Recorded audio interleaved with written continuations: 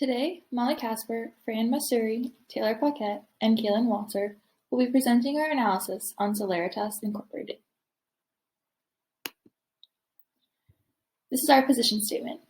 At Celeritas, the success of the company has drastically plunged due to the executives' inability to collaborate effectively as a team towards a company-wide goal and objective.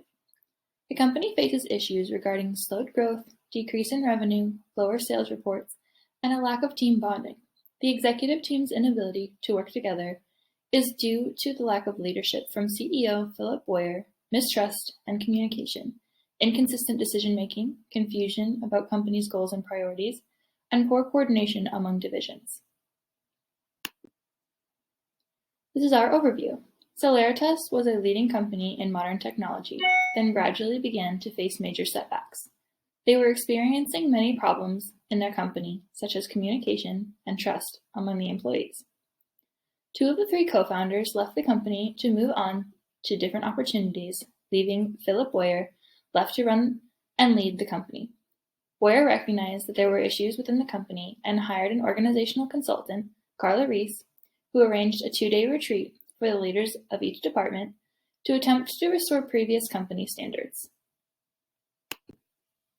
The first issue to be analyzed is lack of leadership from Boyer. After he was left as the only original co-founder, he attempted to lead the company in isolation after they began facing challenges with growth in 2008. He felt that he was the only one left who could see the vision for the company and that he had to make all the decisions by himself. Boyer received his education in electrical engineering and computer science and is not best suited to effectively manage a company of this size.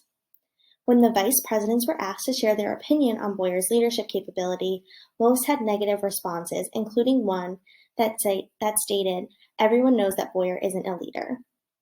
Despite the company's rapid decline, Boyer continued to have a false sense of reality of the success of Celeritas. It was the last of the 6 largest industry competitors to introduce new technologies, contrary to the fact that they used to be the most innovative company in the industry. The 5 senior vice presidents pushed Boyer to be more transparent about how and why he makes the decisions he does. Nonetheless, he didn't feel as though he had to explain any of his decisions to anyone but the board of directors. The second issue analyzed is lack of trust and communication among the executive management team. Within this team, people are doubtful of others' abilities to perform to company standards. Lack of trust and communication is the primary issue within this company. The senior vice presidents conclude that sometimes it seems that we speak different languages. Boyer recognizes these issues, but openly vocalizes his frustration with executives not working these disagreements out among themselves. With that being said, his actions contradict this position because he prefers that contentious issues should be brought to him privately rather than brought up in group settings.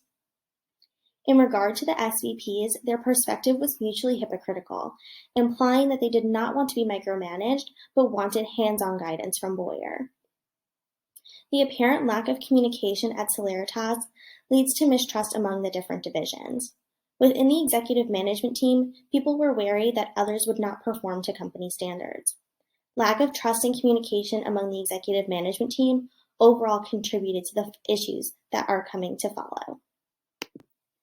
A large factor that leads to a lack of communication at Celeritas is inconsistent decision-making coming from Boyer. Despite Boyer's insistence on making his own decisions, he frequently will overturn them when presented with new information. There is frustration coming from the SVPs. As stated, "I can't be telling my managers to make changes that will be rescinded days later. That wastes time, frustrates my people, and undermines my authority." A significant reason as to why there is inconsistent decision-making taking place at Celeritas is due to disagreements among employees about what the top goals of the company are and should be. This confusion leaves the SVPs and VPs confused about how to perform their jobs effectively. Since goals are being communicated so broadly, employees feel as though the ideas are conflicting, so they end up working at odds with each other. Due to the fact that individual teams are working independently towards their goals, there is significantly poor communication among divisions. There is an evident lack of knowledge, yet a significant amount of judgment as to how other divisions manage their department. They do not frequently agree on what the other divisions are doing. Many feel that Senior Sales Vice President of Marketing, David Lloyd, is responsible for the negative outcomes the company is facing due to his aggressive and hostile personality. With that being said, Lloyd feels as though he is significantly misjudged and that the other SVPs simply do not understand the roles of sales and marketing. Our overall goals for our action plan are that it is imperative that all SVPs or VPs who are in a manager or leadership position needs to go through a mandatory training so that they are suited for the positions. Also, Reese needs to stay around for a longer period of time so that she can build and expand her relationships within the company. For the first issue, creating an action plan for the fourth quarter will help increase sales and revenue while still utilizing the resources that Boyer already has at Celeritas. And Boyer also needs to recognize and take responsibility for his actions, continue to work on his transparency, and acknowledge that the world of technology is forever evolving and that the company needs to stay up to date with the latest changes in order to be successful. For issue 2, there needs to be a pyramid system for communication between all employees. So if there were 2 employees who have an issue, they must communicate with each other internally. If the issue cannot be solved after multiple attempts, it can then be brought up to the next level of management.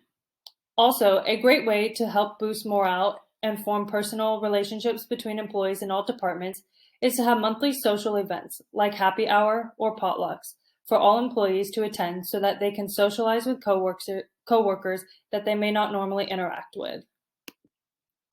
For issue 3, while Boyer should take the SVP's opinions into consideration at times, he should remain consistent in the decisions that are already made, unless there is an immediate issue at hand that would alter the outcome. Boyer and the SVPs also need to make sure that they communicate back and forth about important things like new products so that everyone is aware and included in critical decisions. For issue 4, creating specific and clear company-wide goals is very important so that each division is working towards the same common goals. Once the goals are made, they must be communicated well to the rest of the employees in a smooth and transitional way.